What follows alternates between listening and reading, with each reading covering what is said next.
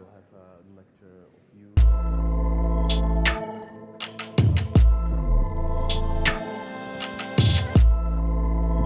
Okay, ladies and gentlemen, welcome to camp. We are ready to continue with lecture, with another edition of Urban Talks. The movie that you have seen is A Lot with Little. It's international documentary movie, a site-specific projection that works in spaces like we have here, or spaces that are almost similar. You have 3 simultaneous projections, and it's very specific, it's very special, but you have seen that the movie is really beautiful. It shows architecture in the best way possible, and we will continue with another side of architecture. We will light into theory, and we will talk about possibilities, about rules, how to make architecture more sustainable, with authors of the movie and authors of one of the buildings, one of the projects there.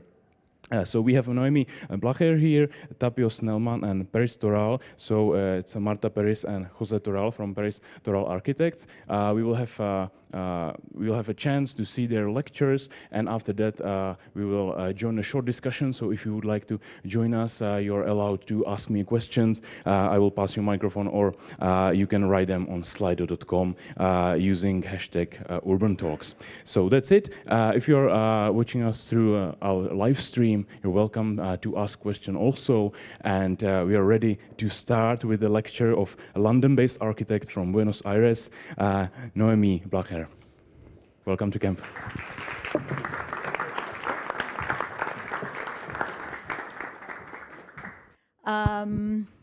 So I will tell you a little bit about why we did this exhibition, which is this film installation,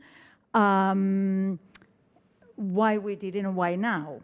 So the reason why now is because, as we all know, there is a very obvious, there is a very serious crisis, climate crisis, and the effects of climate change are impossible to ignore, are very obvious wherever we are in the world, whether it's in Africa, in Asia, in America, in Europe, wherever we are, in cities or in rural areas, the consequences are pretty obvious. In some areas more obvious than others, some countries are more in the front line of the consequences of climate change. So as the building industry is responsible for nearly 40% of the carbon emissions, therefore, as architects, developers, everyone has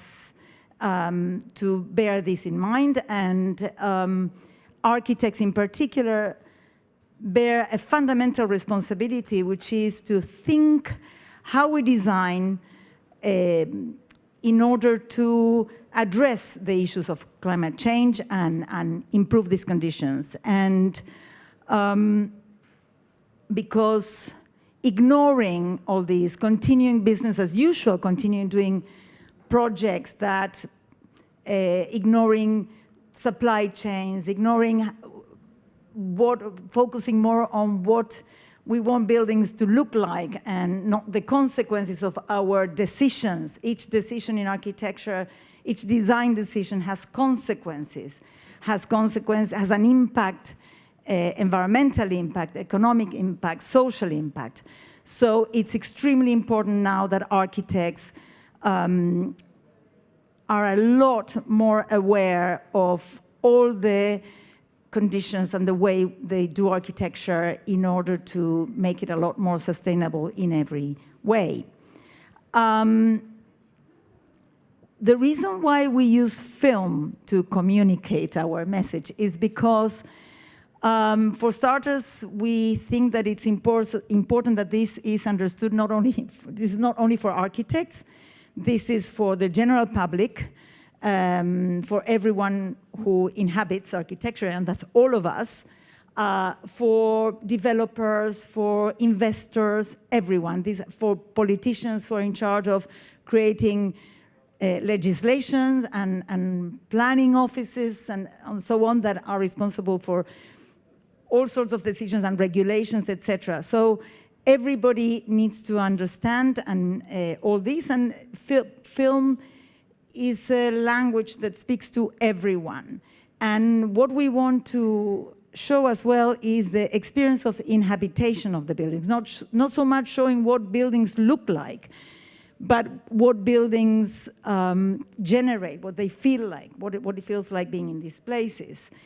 And of course, also films is a much more sustainable way as well to show architecture, as the only thing we have to do is send a file, and then here they do the rest, right?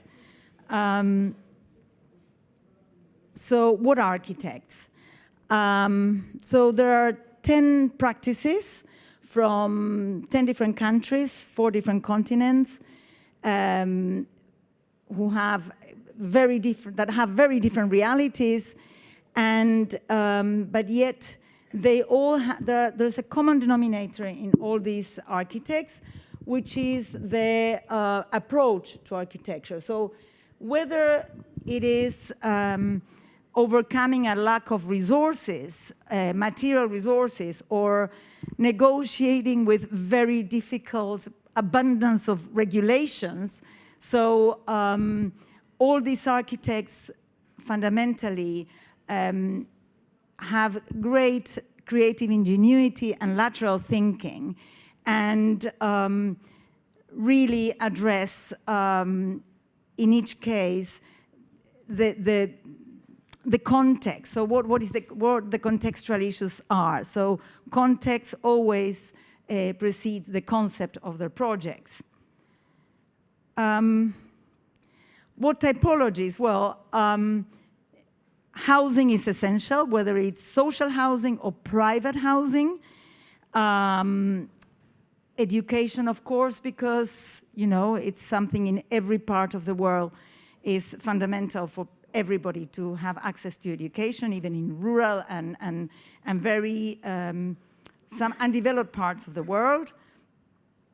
And transformation, because we have huge amount of existing buildings that we should use and reuse and repurpose.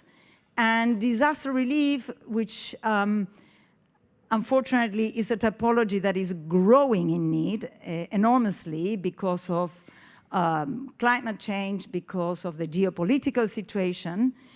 And I think that from all these different typologies, architecture can exchange a lot of knowledge, and whether it's for temporary things or permanent architecture. And it was not very easy to find projects that respond to the principles of a lot with little. And let me explain you a little bit about the name, because the little does not mean little cost, as in little cost to your pocket, financial, but it talks about little cost to the planet. And this is something that is essential now. And the lot is because all these architects, they give a lot more in each project than what a normal brief demands. And something that is very important, which made finding these practices and these projects quite a challenge, is that I wanted to find practices whose whole body of work respond to these criteria of a lot with little, not just the last 2 or 3 years, to be more sustainable, start following regulations. One thing they all have in common as well is that sustainability, which of course is important, is not the first goal for them, is the natural consequence, the natural outcome of how they create, how they do their architecture, the way they work. So, which naturally, their projects become very sustainable. So they're not architects who are looking into materials that belong to a catalog that have the, follow the green regulations and normatives and so on. So I will not show in detail, I will not explain each project in detail because it would be very boring and you want to hear the rest, listen to the rest of us. But this project, for instance, is a project for middle class people in Niamey. And this typology that Atelier Masomi has developed is inspired in the traditional old villages in Mali, for instance, and the houses there that respond to the climate, that use the materials that are local, that are better responding to the conditions of the place. I think that this project, as Peris+Toral is here, they will explain a lot more about the projects, but fundamentally they created a new typology of housing with non-hierarchical spaces, which achieves a much greater efficiency and more things that I'm sure they will tell you about. And then let me go to another, well, this is a private house, but it's done in a way such that it's a conversion, it's a transformation project as well, but it's a private home and it's designed in such a way so that the occupants of this house can build it with their own hands at the time that they are able to do it, when they get the materials, when they have enough budget funding for themselves to do it. This house is a large private house as well, and I've been asked why this type of housing. And in this house, I think it's no excuse.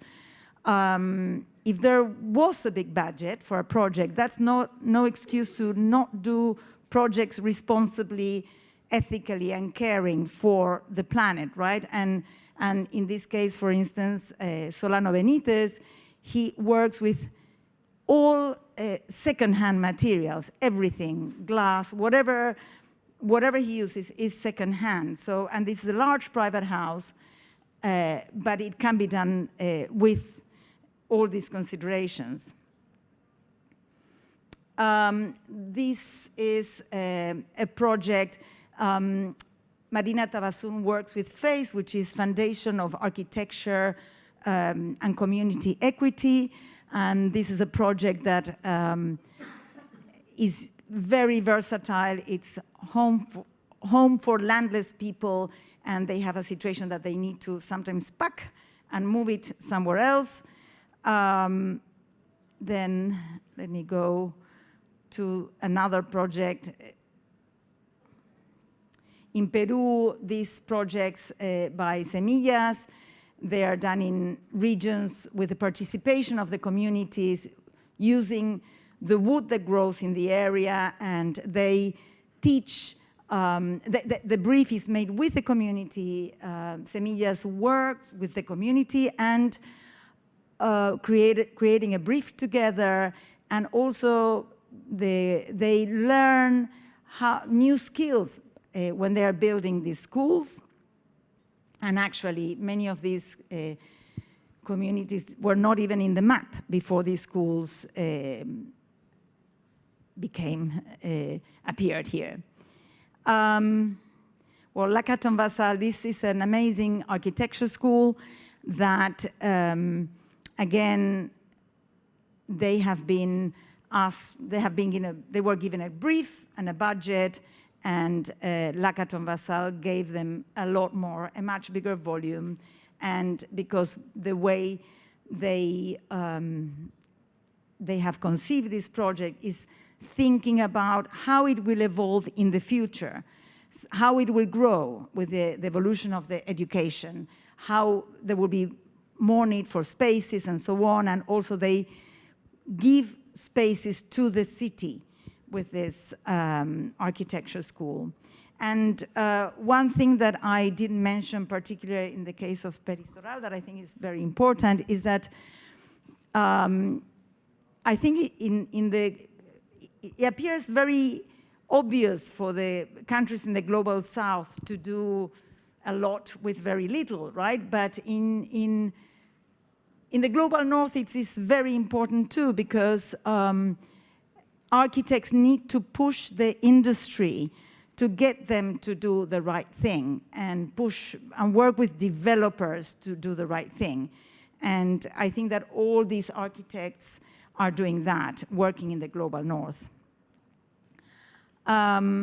This is another architecture and design school in Paraguay, where Solano Benitez works with the very cheapest material that you can get in Paraguay, bricks, and work with non-specialized labor, and yet they managed to create these unbelievable places, shapes to make brick structural, and yes, and very versatile in many ways.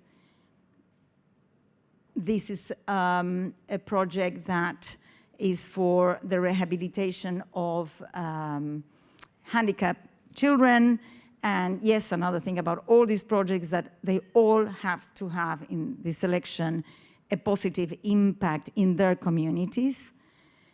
And this is was an old factory in Mexico in an area that is socially that has lots of social conflict. So they are reusing the space and creating a school of arts, for cooking and fashion, all sorts of different crafts as well, but while at the same time it continues being a weaving factory, but bringing something very important to the local community.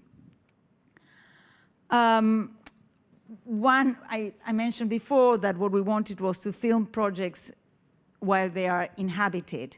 And in this case, this was not possible because this project, which is a very important project, the Palais d'Exposition in Charleroi, was not finished at all when we went to film.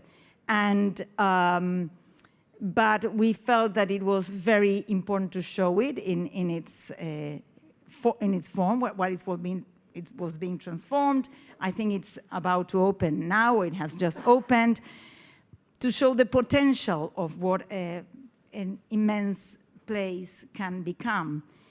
And the focus of the architects was to not make things look perfect, accept lots of non-perfection in things in the project, but in order to achieve a quality space that has a lot of, that can get tremendous amount of use.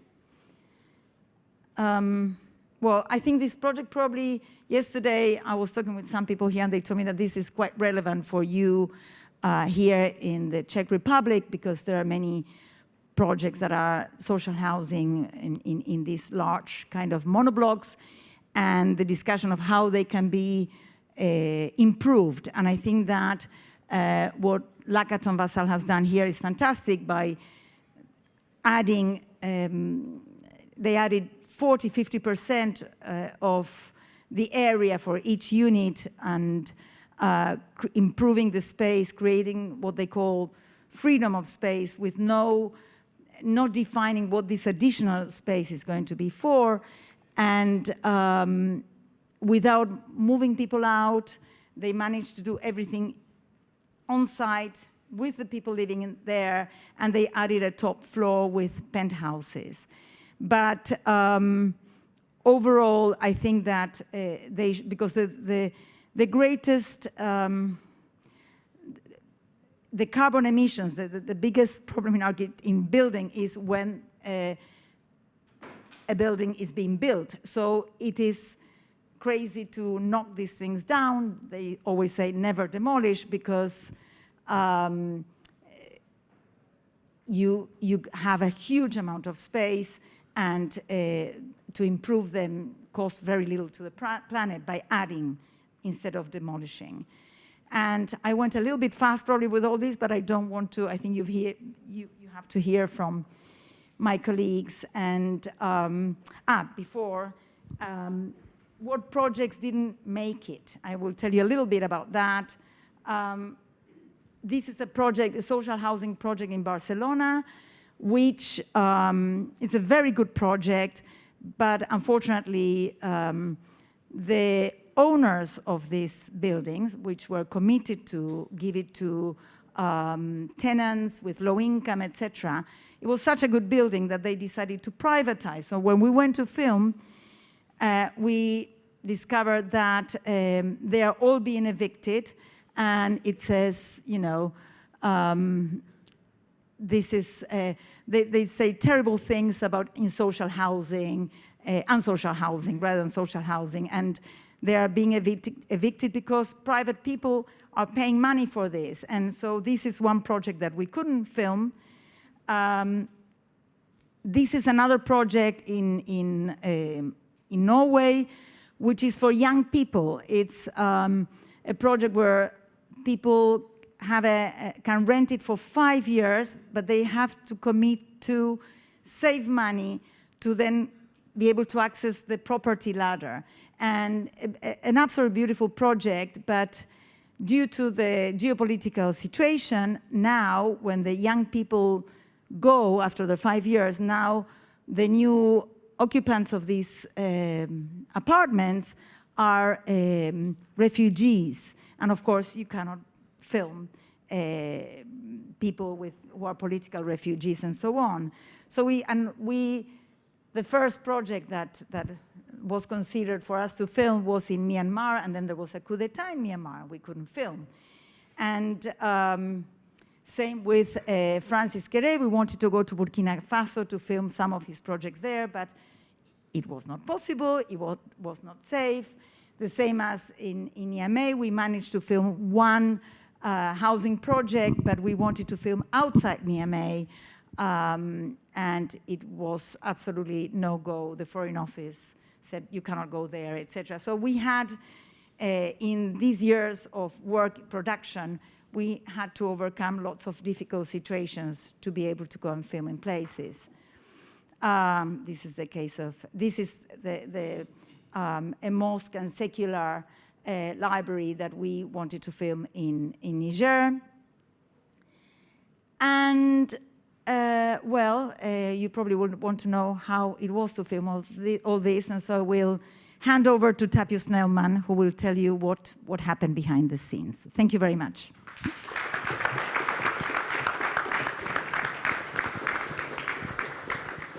Thank you for your lecture, Noemí. And now I would like to give the floor to Tapio Snellman, filmmaker from London, who's engaged in architecture and urban subjects. Mostly, his work includes immersive films installations, like you can see here, site-specific film projections. Tapio, welcome to camp. Thank you.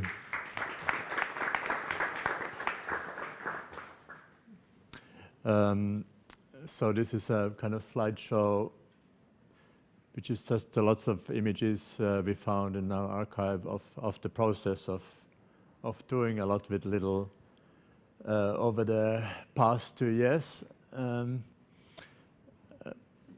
It's not, for me it's important to say that it's not a movie, it's not a film that you're primarily intended to watch from beginning to end, like you did just now.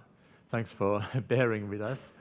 It's really, the way I see it, is a film installation, which to me means that you can walk into a space, you can move around, you can look at the images from different angles, you can discuss it with your friends, you can walk out again when you got enough and return later. It's loops from beginning to end and starts again. So you can start from any point of time and continue as long as you like. And what is really interesting to me is that in each of the venues, we invite the hosts to do whatever they want almost with the installation. So this is probably going to be one of the most fantastic venues we are going to encounter, but there are going to be different ones.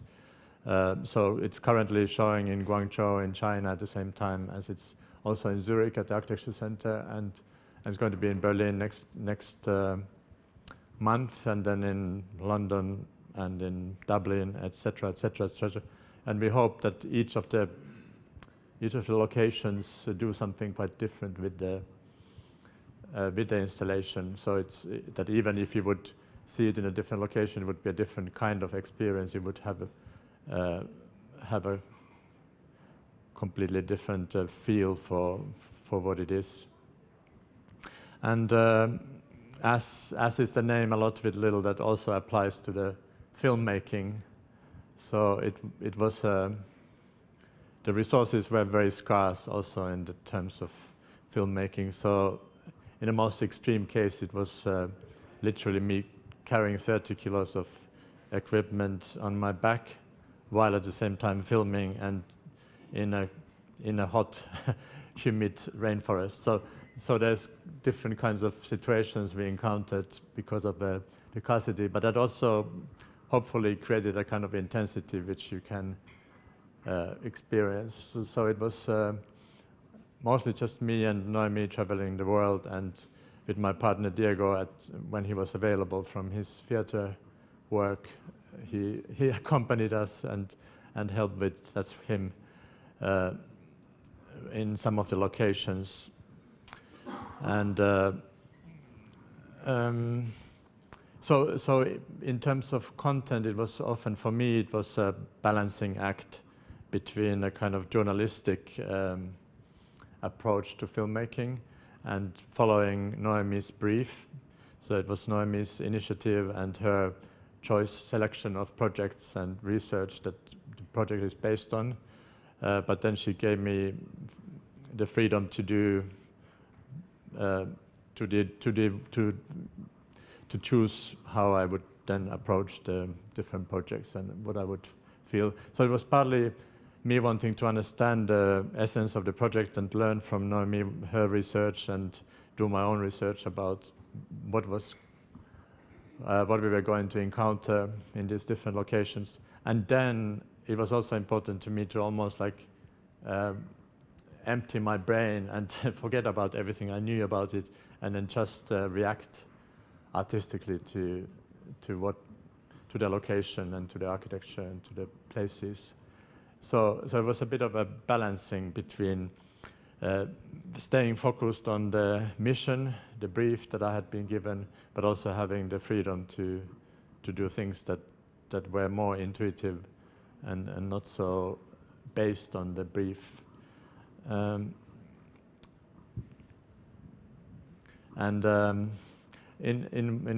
one challenge was also to have this mountain of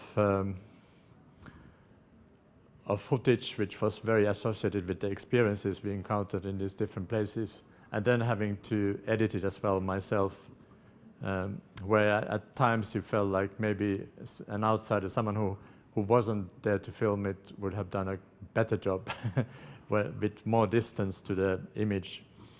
But again, maybe it also has a kind of personal intensity because of the cinematographer and the editor being the same person. We had interesting challenges also with going to places where for example, the habitation of the project was very different than what we had hoped. So, because it was always very important that, or for me, it was almost the story around the building was always almost more important than the building as a physical object itself. And sometimes all you had to play with was the physical building because the inhabitation hadn't taken place yet, or was still in process of, the building was still in the process of being inhabited by people. So that was another challenge. So sometimes I was hoping from the beginning that I wouldn't be filming empty spaces, but then I hoped through the storytelling and through the music and through that you can sort of fill the space with ghosts even if you can't see them, and that tells the story of a lot with little, even in those projects which were not fully occupied yet. So that's all I can think of now at the moment. So hopefully there's more to come in the conversation we will have So feel free then to challenge me with questions, and I'll hand over to Peris+Toral.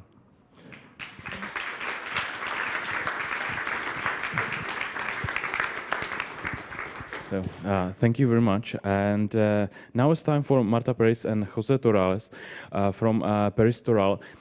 We had a chance to meet you during the Urban Talks last year. So welcome here in camp again. I would like to give you a floor. You're author of the largest timber framed residential building in Spain, and we have seen that building in a movie, and we have seen that building in the Urban Talks last time. So I hope that we will see more of your projects and more of your work, and maybe some of your philosophy. So welcome to camp. Okay, thank you very much. We will begin just trying to explain our philosophy. Marta and we have this office, and we try to find how do you have to deal of the way of doing things, doing housing in the 21st century. Where is the... Here, sorry. And we will begin with this scheme, no? Because, in order to be sustainable, we have to be environmental, economical, and socially sustainable. But, the point is that not all the decisions that we do take in an environmental point of view are viable in the economic point of view. It's only a few of it. And not all the decisions that we can take in the economic point of view are equitable by the social point of view. And not all of the social decisions are viable environmentally. And only when we have something that is viable, equitable, and bearable, it's really sustainable. So for us, this is like the big deal. That means that, so we will show some of the strategies that we don't have to aim to each one of them independently. So so for us it's important that the strategies that should take in consideration more than one. So going back to this triangle, the environmental, economic, and social, we'll have like three main strategies. Every time we want to be environmental and economic, we use the strategy of reduce. This idea, all the film was talking about this, doing a lot with little. So for us, this is one of the keys that it helps us in order to be environmental and economic at the same time. Every time we want to be environmental and social at the same time, we use the strategy of increasing the intermediate spaces, so creating these kinds of atrium, patios, gardens, spaces that they will have a very important environmental issue, but we place them in places that will have a social point of view. So that means that all these spaces, they all will be reachable for all the persons in the building. It's not only for a few of them. So we understand that these spaces, these strategies, they can give us some place of relation for the community and help us to generate this community. And finally, when we want to be social and economic, the strategy we take is the idea of sharing, because every time you share, you're able to do more with less amount of money, with less units. But we can, instead of making laundries in each one of the houses, if we do common laundry, that's cheaper, but at the same time, we are able to get this social sustainability. So you generate a place for relation for the community. So in all the projects, we are using mainly these three strategies, and for us, they help us to be sustainable in the global, in the integral point of view. And these are the kind of this is the spaces, the intermediate spaces that are very important for us. And here we see all because we like to do this. All the projects we do in the office mainly are talking about housing. All of them are social housing, and all of them are coming from competitions. And in each one of them, we try to understand which is the way to live in the 21st century. So there are some different strategies, like the matrix of rooms, the central core, the living room that goes through, the middle room, the outer room. So there are some strategies that we're working with, so that for us, we'll try to find which is the way we have to live in the 21st century. So there are some typologies. It's like this idea of the non-hierarchical house with the equal room idea that we have tested in many projects, and we think it's one of the better strategies that can answer to the new ways of inhabiting and the new ways of living and the new kinds of families. Here is the project of Cornellà is like the first, the most well-known but this is a project in Melilla we did like we won the competition more than 10 years ago. So, and everything is related with a new way of constructing. So using the materials that are sustainable, that when we understand that we cannot do these new ways of living in the same way we were doing it before. So we understand that the timber, the earth, the stone are materials that, even though they have been with us like with many years, we can find new ways of using them in order to use them in a bigger scale. No?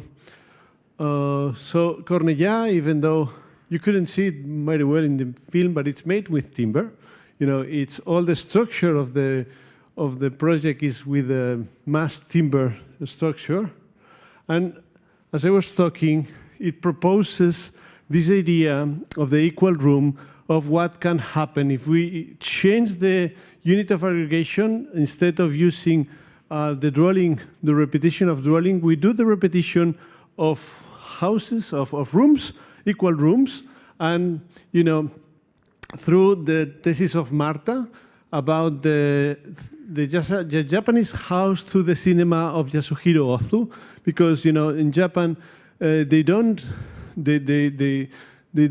call the spaces through the use, because they reprogram the uses. So using the filmmaking, we can understand how is this changing of the uses.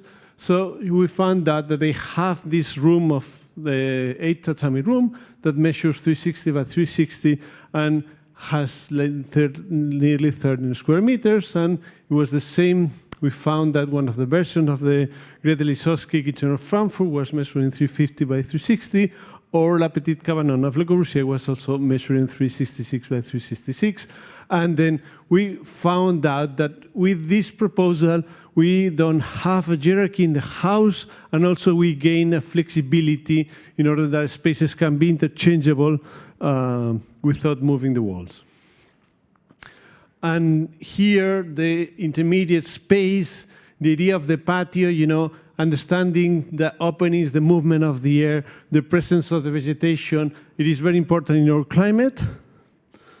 And also the idea of reducing, with this idea when we work with the handrails, with the mesh, with no welding, reducing the amount of hand labor you have to do and doing more with little, So there are little details that helps us to do these kinds of houses with a limited budget. Or this situation that once they are living, the indetermination of where is the limit, where is the doormat, is it better to put it here because you enter through the terrace or not, inside when you are entering to the interior. So for us, these kinds of situations where the user can decide by themselves how they understand the house, it's a positive situation. Or this situation that every time we look through, this idea of looking out from one space through another, this idea of the enfilade, and every time using the intermediate space to make the relation from the interior to the exterior. No, this situation that you can control the climate. So again, a climate situation, an environmental decision.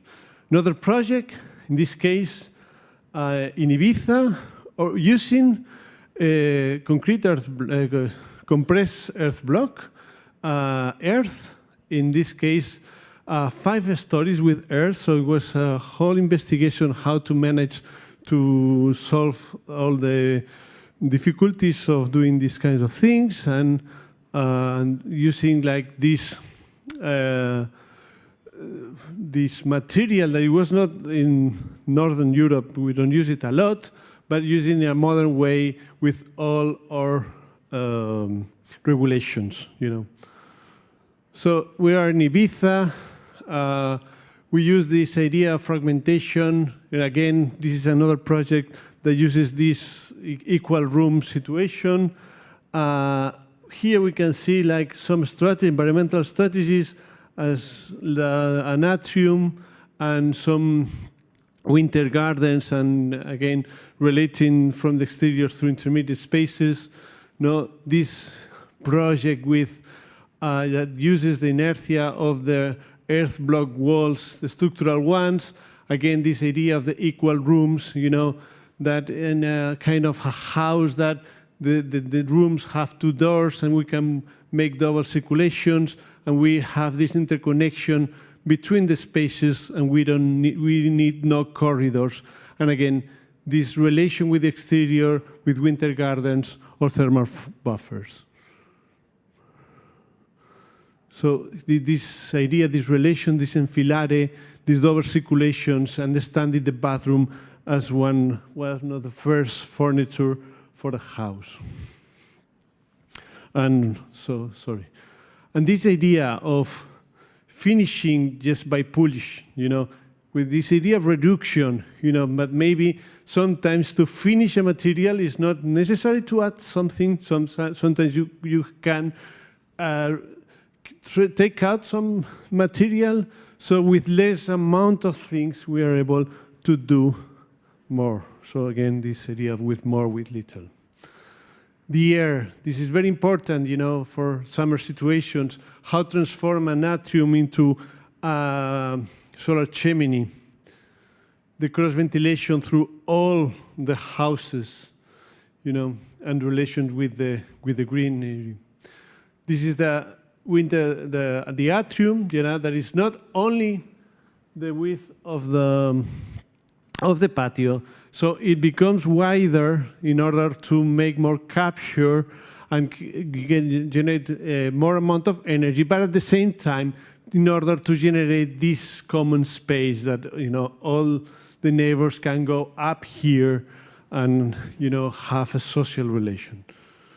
How it works, you know, this is simulations working with all the technology we can in order to make sure that it's working. So in order to make understanding that we can go from 15 degrees to 21 degrees with no adding any energy. So again, it's doing more with little, and how we can generate a movement of the air of 2.1 meters per second.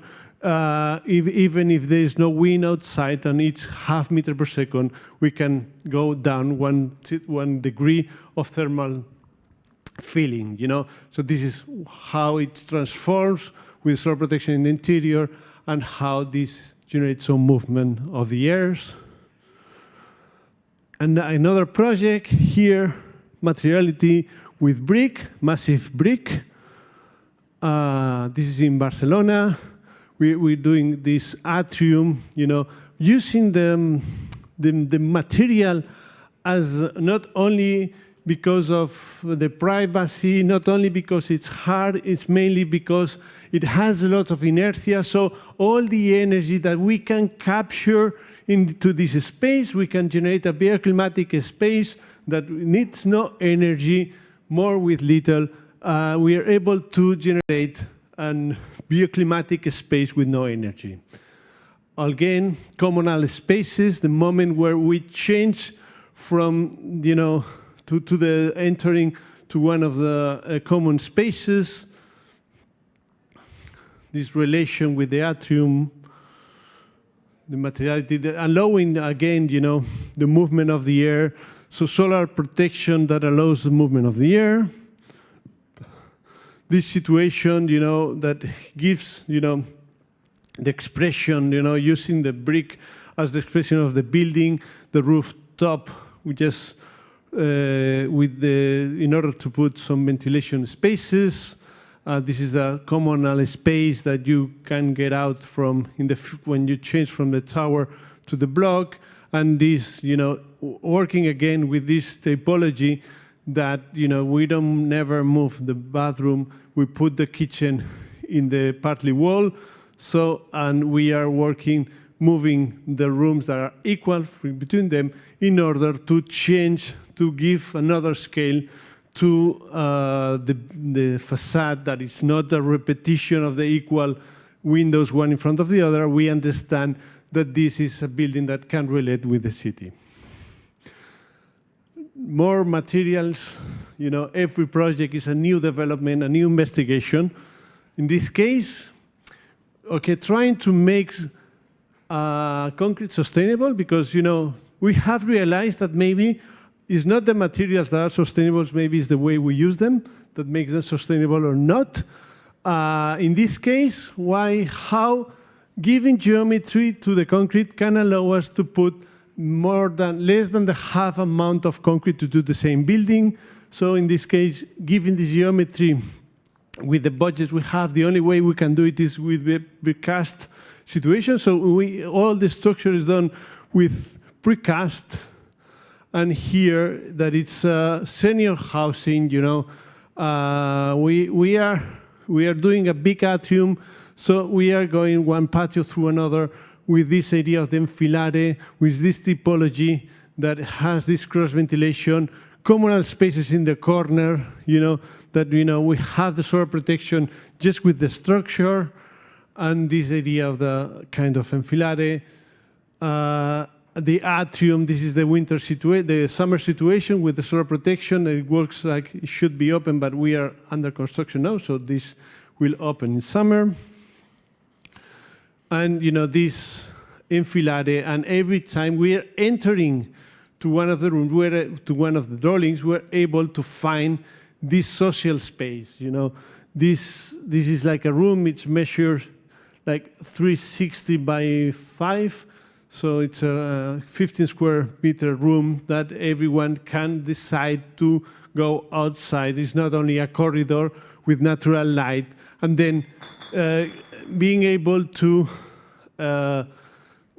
regulate the relation between the privacy with these boxes, these wooden boxes that allow us to make this code that you can open the door and show that.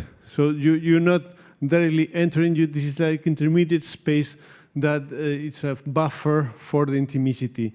And a house with many corners, no corridor again. Every time we avoid to do corridors, we like to do more surface with little. So we want to optimize the surfaces. And I was telling this idea of these boxes that can be the buffer of the intimacy. You can open this door and then you close the other one, and you show you want to have some sociability, so you can tell people you can come. I want to relate with people. This idea of filtering and looking through the kitchen, and all the concrete exposed, in order to take advantage of the inertia of the material, Another, in this case, using the idea of the lattice, material of lattice. This case is a project that it's all designed through the movement of the air. It's also in Barcelona. We have the river Besòs, and there's a relation between the sea and the mountain, that it's a canal of wind that is going through the river. So we understand the place with this condition. So we understand that every time the wind goes down, we have the Venturi effect that allow us to move the air from the building. That's why we decided that all the facade will be a big lattice, and all the plan, it has been drawing, understanding how will be this movement of the air, and allowing more movement. So we put the stair in a conventional way, so it takes more facade, but allow us to put the second bathroom that should be here behind the lift, so that allow us to have this space that the air is able to move. So this is the facade, all with the lattice. All the exteriorization of the making understanding that the stair can be exterior space, and the ventilation, it's so important. And this idea of how to filter the light, allowing, every time you put down the solar protection, but allowing all the time the wind to pass through.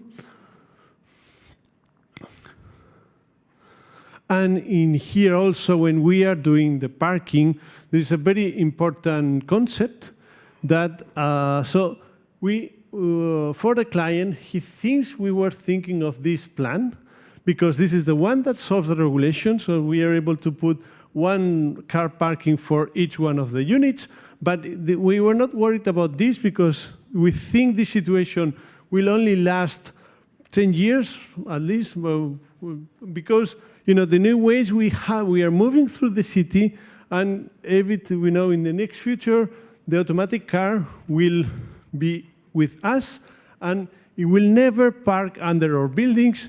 It will be going around the city. So now we are building a place that will last 100 years, but we will not know what to do with it in the rest. So the real plan that we were thinking was this one. So this here we have the plan, the ramp, so we can go down with the bike, park our bikes, and then have these spaces that have the natural light. So solving the parking with natural light can help us to give some resilience to these spaces, understanding that we can change them in the future.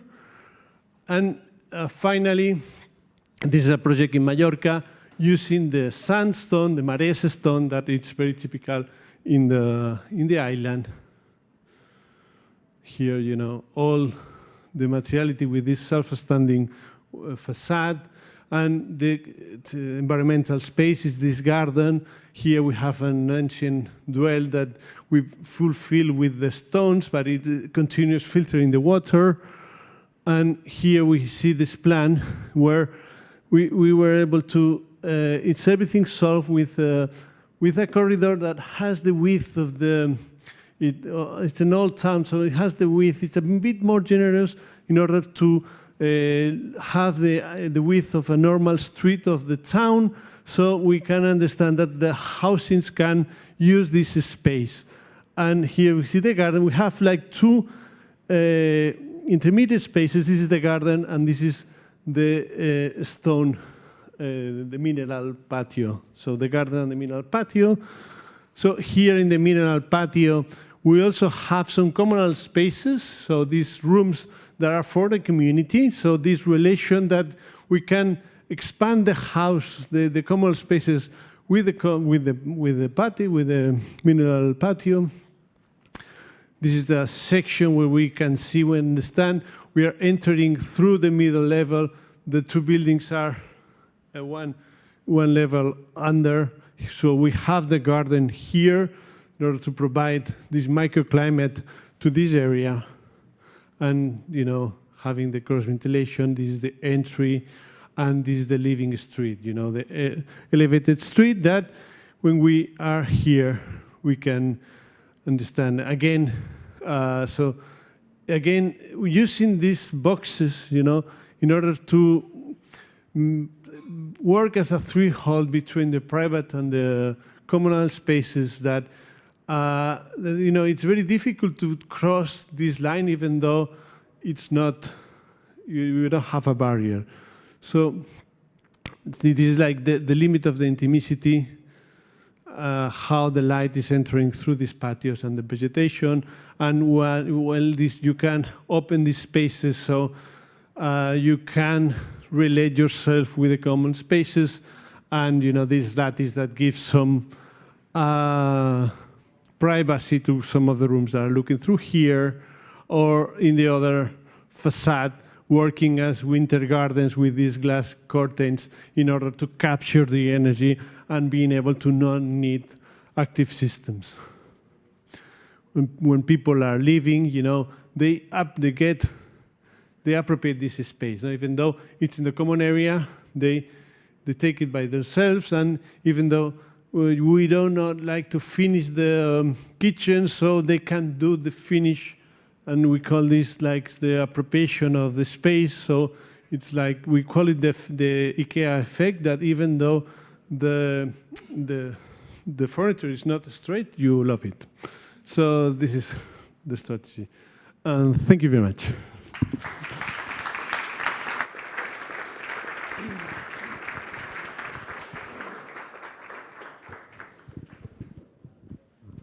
So, thank you very much. Now, I would like to invite you for short discussion. I will ask my colleagues gladly for help.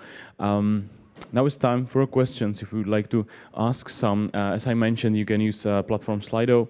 If you will use hashtag Urban Talks, you will be able to ask questions in the app, and I will be really happy if you will have any questions, of course. I have some. It will be a short discussion, and thank you. So,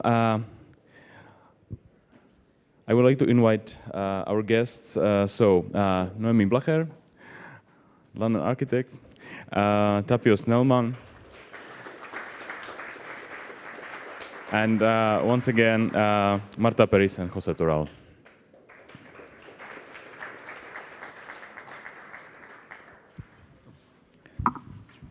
So, as I mentioned, if you would like to ask questions, just raise your hand and we will pass you a microphone, or use Slido. First question is that we are talking about sustainability, we are talking about positive influence on the community, etc. And I would like to ask if there is something like, if you see that in the movie, if you see that in philosophy of these 13 architects and studios, that there are something like a golden rules for these projects, like what you have to fulfill in the project to be sustainable, to be successful in a positive influence on community. Is that a question for me? I think that the presentation that José made has explained that very well. I think that environmental sustainability is one aspect, but social sustainability, economic sustainability, cultural sustainability. I mean, I tried to make my presentation very quickly, and there are things I didn't mention, which are that, for instance, one with the films, what we were trying to do was not only show the project as an object and the inhabitation, but also the culture they belong to. So to film also cities or the rural areas where they are, because I think that if they don't belong to the culture, they are not going to function. So I think that unless all these different aspects of sustainability are integrated, a project cannot be called sustainable. And another thing I didn't mention is that beauty is a fundamental value of sustainability, because when the inhabitant of these projects love the spaces they live in, they will take care of them. It guarantees the longevity. And for instance, when you see the projects that Marta and José are working on and have done, and you see the amazing, these beautiful and generous spaces, and they are social housing. We live in conditions in cities where people don't have access, even people with average, considerable income don't have access to such spaces with such quality. So I think that all this is extremely important. I could give you a very long list, and it's very, very, Jose also said something very, very important, which is not the materials that are used, but how they are used. So one characteristic of all the architects is how they, their approach, how they are very ingenious in how they make everything extremely efficient, how they use geometry to make materials work better. So it's a very important combination of factors. And yes, and of course the client or the developer plays an important role here. Thank you, Jose and Marta. Noemí mentioned beauty, which is like sustainability is like a trending topic. It's a buzzword, but it's still relatively new for most of people. And sometimes we imagine something that is cheap, something that is not colorful, something that is not using any luxury materials, etc. Do you think that is still? Do you think it's possible or easy to reach or find the beauty in these buildings? Do you think that some limits that you have thanks to materials that you have to use, do you think that it's a limit in a positive way? Does it inspire you in that way to try to find a beauty in it? For us, every time we choose a material, we try to find the aesthetics of this material. So for us, the construction, the aesthetics of the construction, so understanding which is the smarter way to use it. So but it's at the same time the cheaper way, and it's the easiest way, is the more simple way, and for us is the most beautiful way. So for us we have this relation between the aesthetics and the systems and the construction. So it is very important to understand very well what you're doing, and so every time we spend lots of time just understanding which are the limits, which is the best way to use a material, and we have this confidence that it's not an aesthetic decision, so it's only understanding this, like talking with the material, so understanding how this material wants to express, and then the rest, it's so easy. Thank you. And yeah, and also I'm not sure the word in English. Prestaciones. You know, the values of the material. So we choose the material because we want to have this hygroscopicity to regulate humidity, or the inertia, or because it's conductivity, or because it's loading performances. Yeah, the performance. Yeah, this is the word. So for us, the idea is that the performance is the clue for the decisions and not aesthetics, but with this clue, then you generate aesthetic that it always work. Mm-hmm. Okay, so do you have any questions? Anyone? Yes, great. Welcome to camp. Congratulations to all of you. I think you've done a terrific job. It's great to see inspiration. And what I particularly liked about the projects from you're showing with respect to your innovation, both in the sense of how you've constructed the buildings, materials you've used. But one thing I'm fascinated by is social innovation. And by that I mean how people use buildings. You're taking people through a process. You're getting them used to using a grid-sized room, how to use adaptable spaces, how to use public spaces in a social context. A lot of these are quite new principles. So what have you been doing to sort of help the users of the building, the people who ultimately live there, get used to this new potential vocabulary and see how they can work together? There are some strategies. The first strategy is that even though we are working with the grid and 13 square meters, the openings between them are wide enough in order that you can join one space with another. You know, it's not that we are using this 80 centimeter relation of spaces that we are very used in Occident. So we are like using 1 meter 80. So and also this idea of you can open or close the sliding doors. So you have a house that is like a telescopical, so you can have a very small space, but at the same time you can open it and enlarge your house into a more conventional situation. Because but at the same time, every time we build, we do the building, we go and explain the users how are we expected to use the spaces. And at the beginning, there is always they have their prejudices, the prejudice, and they are a bit worried, but because they don't have a regular front door, so they will enter through a terrace and then to another space. But when we go back after 1 month, they are really happy with this new situation. So mainly, the main problem are the prejudice. This is always, yeah, there's some inertia in the way they are living, and having the kitchen in the center. They sometimes they are worried because, okay, now I have to clean every time I use the kitchen, but at the same time for us it's good for the role of gender, so we can understand there is work to do. So everybody this work is exposed, so everybody understands someone has to do it, and it's not something that we hide in the corner of the house.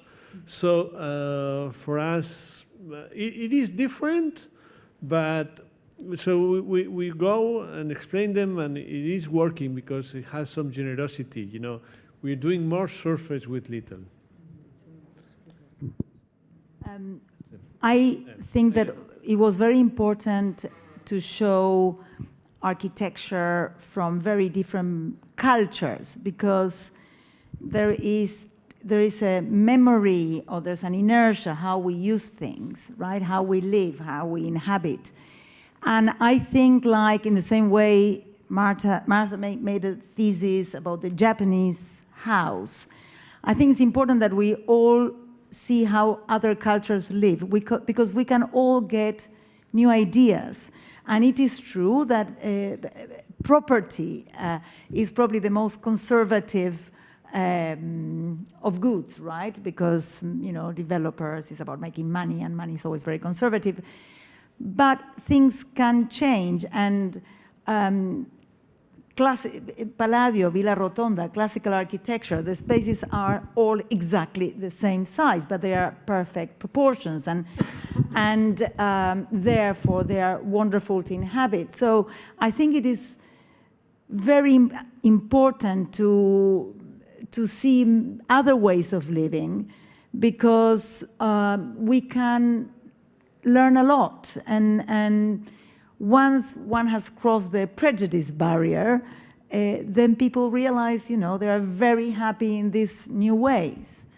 So, yeah, it sounds like that architecture changed people in how they behave, etc., or how they feel, which is very important. Tapio, that's a question for you. That you had a chance to see those people in those buildings. You could talk to them. You heard a lot of stories. What is the favorite story? Favorite story about community and the house itself? Well, my language is really filmmaking rather than talking. But I often feel that that for me personally, all these encounters with people during this process of making a lot with little almost is more satisfying, more important to me personally than the finished project.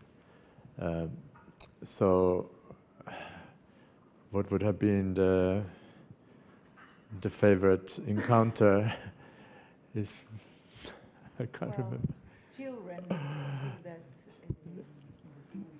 Yeah, I mean, children obviously have no boundaries, so I felt in many places I was kind of followed by these crowds of kids who were kind of wanting to participate, and often when you're making the documentary filming, you kind of hope to be a fly on the wall, so you want to be invisible. And there wasn't the time. I mean, the trick would be to hang around with your camera without filming until people kind of lose interest, and then you start filming because you're kind of become invisible. But we didn't have that luxury, so it was very kind of interactive and very full on, but also really satisfying to kind of have that kind of experience. Having said that, I mean, there was challenges. For example, that when we went to this one of these schools in the Amazon, where the architecture was absolutely wonderful, spot on, you felt like there's no challenge for me to start filming it because it came naturally and the quality was so obviously successful. But then there was something about the Ministry of Education, who had heard that we might be going to these schools and filming, who wanted to make an impression, and they got somewhere like a generator to connect to loudspeakers to play kind of nationalist anthems, and to get a priest from a village to read prayers to these the kids who don't come from a Christian background. So this kind of sort of Catholic nationalist movement kind of tried to bulldoze, and I was like, oh my God, how do I kind of get over it? Also personally, because it was so upsetting because the architecture and the kids, that worked 100%, but then there was these sort of outside powers which were kind of making it difficult to film. That's quite interesting, yes. Yeah. You wanted to add something? Yeah, one interesting story is when we went to film the architecture school in Nantes by Lacaton and Vassal, when Anne Lacaton sent me an email saying yes, that she was very happy to participate in this project. 1 week later, they won the Pritzker Prize, right? And I think that what is fantastic about all these architects is that they don't feel that their architecture is precious, right? What matters is what happens there. And when we went to film the School of Architecture, the fundamental thing for Lacaton Vassal is freedom. Freedom of space, that people use the space freely, and they made it in such a way with 2 types of structures so that very general space so that the users can expand, can modify the spaces.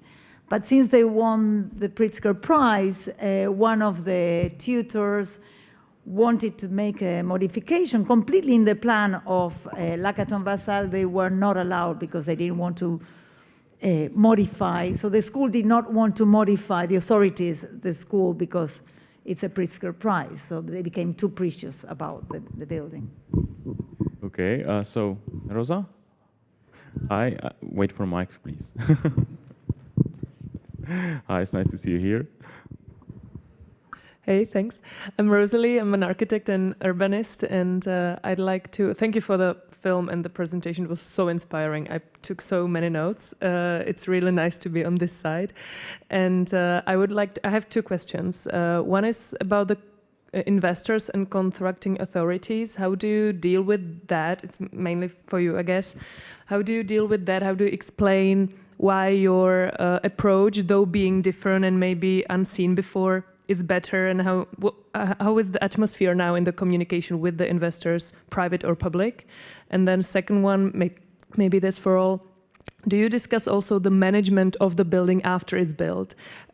We were talking about social sustainability. Are the people involved in managing the buildings and the spaces around it, and how that is being considered in your proposals and in the discussions with the investors as well? Thank you.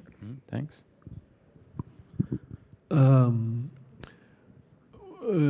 It is very difficult to change the rules that you find. The way we have found is through competitions.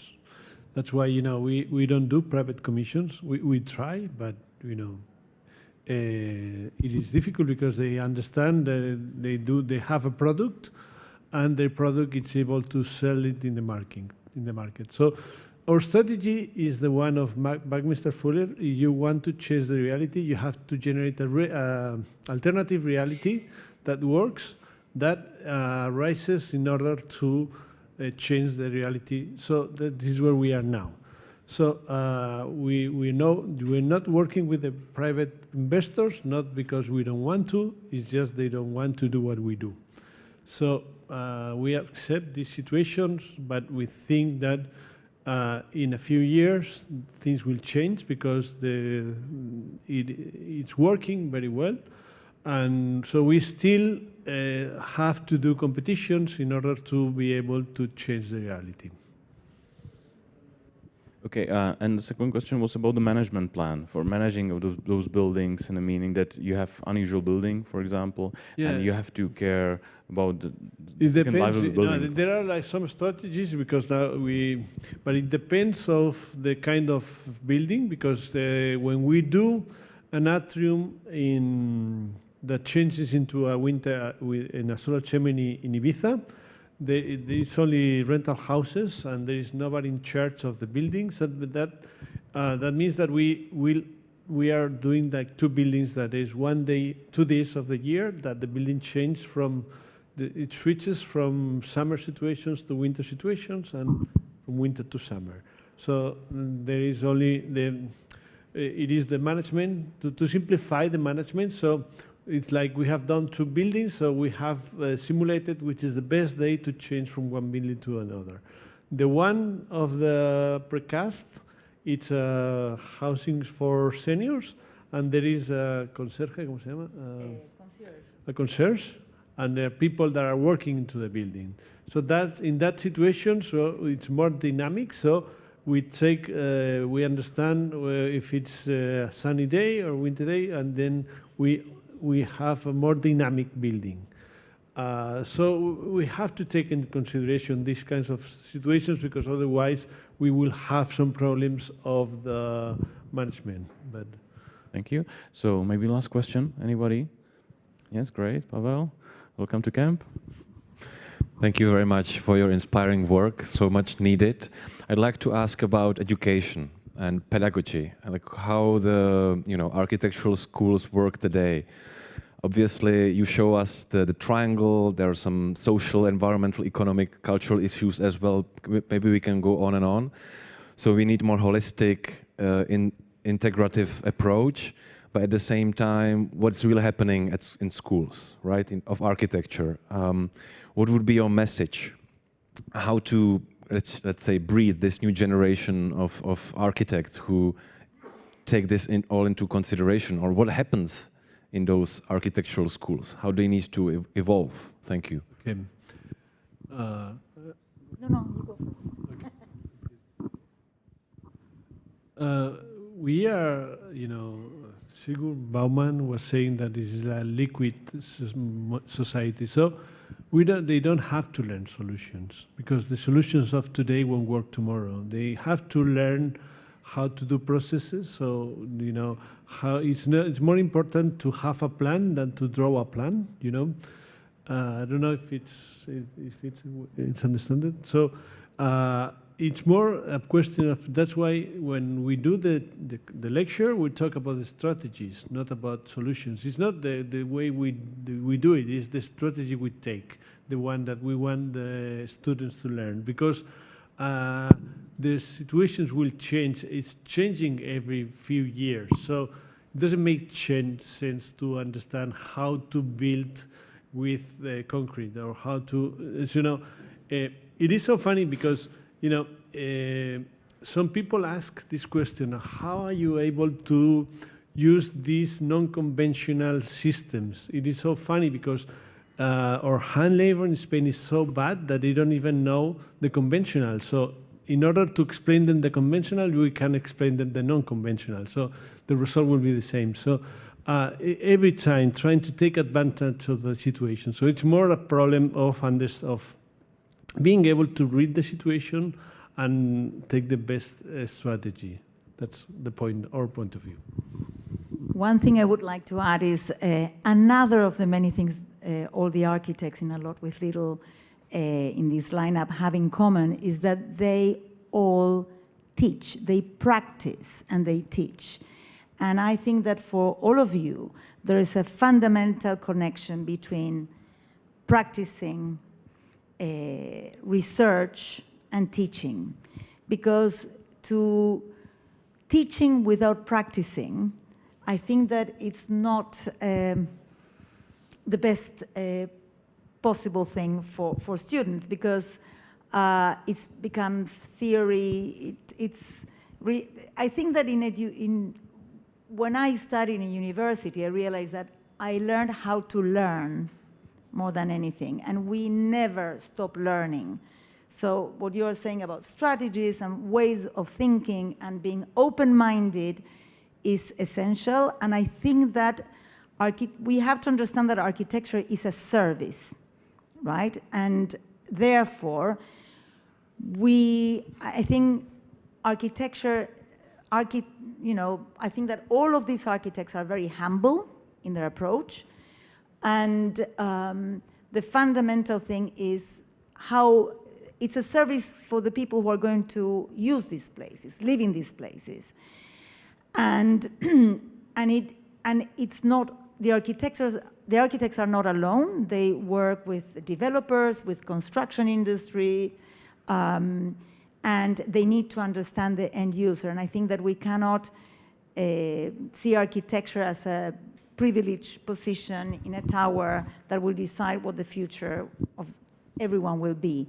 I think that it's a much more permeable, open kind of profession. Just wanted to add, as a failed architect who teaches in an architectural school, sometimes it's about teaching to unbuild, or to encourage students to see the architectural profession in a different light, that you don't have to build to be able to influence the world. And actually, there's a lot to be said about trying to build less and seeing what is already available and how that can be reused without protecting an ego. So that is an important point, I think. Thank you very much. My last question was about what they have in common, and that was a perfect answer. So thank you very much. That was Urban Talks with Noemí Blager, Tapio Snellman, Martou Peris, and Josém Toralem. There's a bunch.